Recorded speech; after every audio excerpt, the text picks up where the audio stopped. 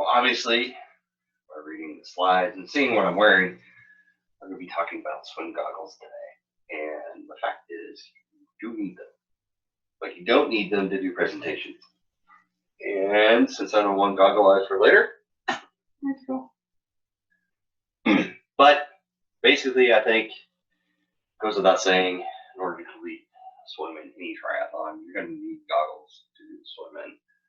But with anything else in the sport, there is tons of choices, and it takes a few minutes to figure out kind of what you really need, what you really want, and what will do the job without breaking the bank. So we're going to talk about goggles, especially thinking about a few races I've done. Chattanooga 70.3, I believe in 2020 they had changed the swim course where it was all downriver. But before, you had to swim a little bit upriver and a little bit downriver. A little bit upriver, you were facing directly into the sun. At least in 2018, when they didn't have to cut the swim out of it to go upriver because the current was too strong. But you need to take that consideration of when, if at any point you'll be facing the sun, because that's going to dictate the tinted goggles, mirrored goggles, or you can get away with clear goggles. But not to be confused with Google, because I've typed that up a few times in answers to athletes and stuff. I actually typed in Google instead of goggles. It's a little inside joke, but still, gotta be careful. So, like I said, you need some. You can't really get away from it. If you're going to be doing a swim, you definitely need some goggles. So make sure you have something out there to cover your eyeballs in the swim so you can open your eyes down in the water. So the question is, do you clear, do you go tinted, do you go mirrored? Whatever you do, you need to buy them and then test them out in training. Personally, I kind of restock at the end of the year when I buy 2 or 3 of the brand and style that I know that works for me and I like. And I kind of get them all broken in over training leading up to a race. That way, towards the race, if I got a pair that I've used a lot and they're starting to deteriorate and things are breaking on them, I don't have to worry about it. I chuck them as my spare backup and I go with another goggle that I've used a few times and I know that's good for me. But as you can see, I've used multiple brands, TYR, and Zogs is kind of my go-to. I like the Fusion Air. It gives me a nice range of visibility in the goggle, and it's also UV protected. So I've got mirrored, I've got tinted. It's not necessarily needed in the indoor pool I go to, but it does help. I mean, during sunrise and sunset, the sun does kind of hit in the windows and kind of hits you in the face while you're doing your swim, but it really doesn't detract from doing the swim indoors, having tinted or mirrored goggles. Yeah, it might make it a little bit more clear to see around, but I see everything just fine. See the bottom pool, see the wall, see everything, see the watch. I've really had no problems using tinted or mirrored goggles. So really, it kind of depends. Like I said, go buy some, test them out, try to get some open water swims in, test them out, different goggles, different setups, and see what works best for you. Maybe the mirror is just too dark or the tinted isn't dark enough, something like that. Like I said, always buy some and test them in training. So, like I said, especially in off season, Black Friday, around Christmas, everybody's having sales. Everybody's trying to do discounts. I know Zogs, if you sign up for their email, they're doing sales. Seems like at least once a month where they're doing some discounts on some stuff, and they're really affordable. You can get them for about $12 a pair. And the pair I have now, I've used for over a year. Used them at Ironman Chattanooga, used them 74 through Muncie, and used them I think the season before that at Ironman Chattanooga 2018 and Ironman Florida. So they've lasted a long time, and they were on sale originally like $30. I got them for 12 and stocked up on them because I knew they worked for me. So buy them, test them in training, outdoor swims, test them in your pool. Just get them broken in, especially if you're going to have. I'd recommend buying at least 2 pairs and have one being your everyday ones, and then a pair that you wear a couple times, break them in, get them comfortable, get the bands and all the straps right, get the correct nose piece, because they always come with extra nose pieces, and I'm accused of being a hoarder or pack rat sometimes because I don't throw this stuff away. But when you get to the pool and you put this sucker on and it snaps, you go to your bag, you pull out your trusty wad of extra nose pieces, and you get the right one, and you put it back on. Goggles, and you're good to go. Had that happen, didn't miss a beat, switch it out, they went completely my swim, what a problem. Just make sure each brand has their own kind of nose piece style. So the TYR has a little bit different than the Zogs. So everybody's gonna be a little different. So I keep them all, stuff them in my transit or my swim backpack with all my other swim gear, and I'm good to go.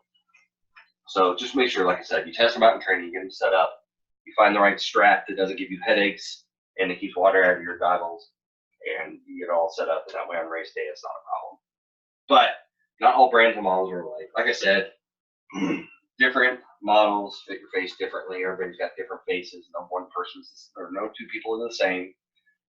And Zogs makes several different models. I mean, you could buy $50 pairs of goggles if you need to.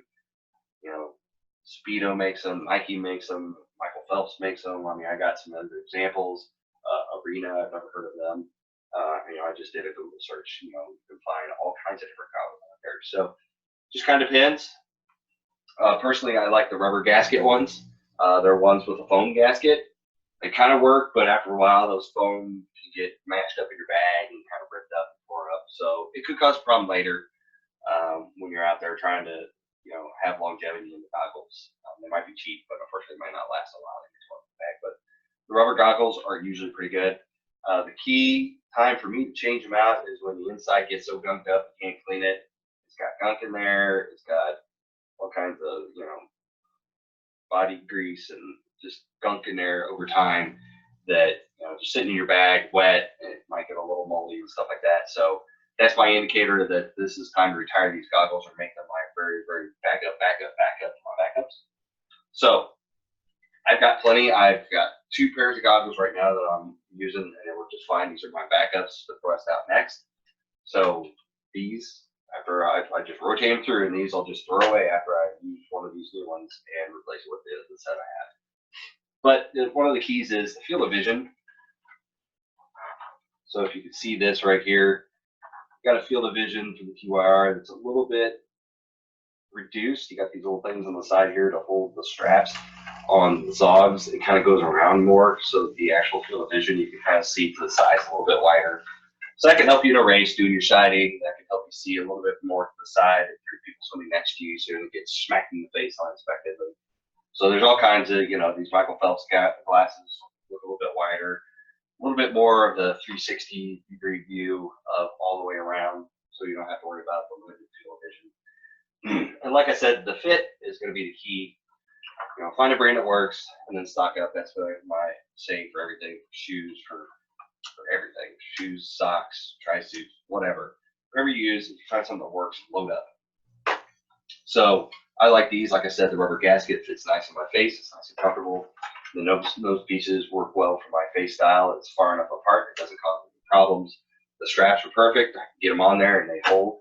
And they keep tight on my face, but not too tight. So for me, my Zogs have worked out great, and I found the ones that fit the best. And like I said, longevity, you know, the saying of you get what you pay for. Like I said, I found these on sale for $12, and usually this style I can get them last for about a year before I really have a problem. And that's doing 10 to 16,000 yards a week, and then doing the races on top of that. So really, I have not a problem with them. I stick in my bag. I treat them like dirt. I don't put them in cases. They get mashed around. I bend them over and tie them up with the straps. Basically, I treat them like a redheaded stepchild. No offense if you're a redheaded stepchild, but it's just the same. But I don't treat them well. Let's just say that. Maybe you're treating Snow White. You're not treating her well or something like that. In the step whatever. So I don't treat them well. I beat them up, beat the crud out of them, through my bag, and they last this long. I don't have a problem with them. The straps hold out. Like I said, the nose piece busted, and that was after a year, but I had to replace them and snapped it in, ready to go. So it's really not a problem.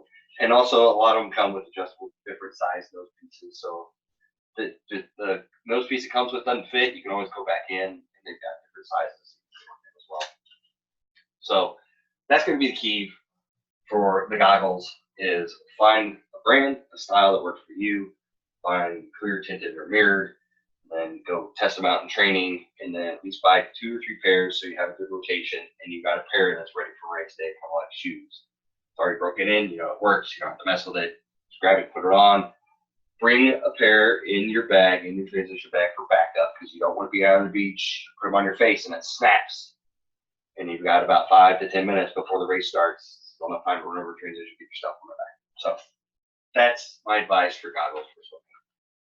If you'd like to have any recommendations or know anything about more of the brands that I use, let me know. And I'll shoot you back a message and give you all the recommendations that I have. And glad to share it with you. Talk to you later.